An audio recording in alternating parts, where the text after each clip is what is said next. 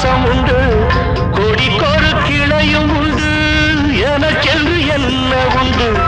நிலவுக்கு வானம் உண்டு, மலருக்கு வாசம் உண்டு, கொடிக்கொரு கிளையும் உண்டு, எனக்கென்று என்ன உண்டு? ஏன் படைத்தானோ இறைவனும் என்னை? மனதில் எனக்கு நிம்மதி இல்லை.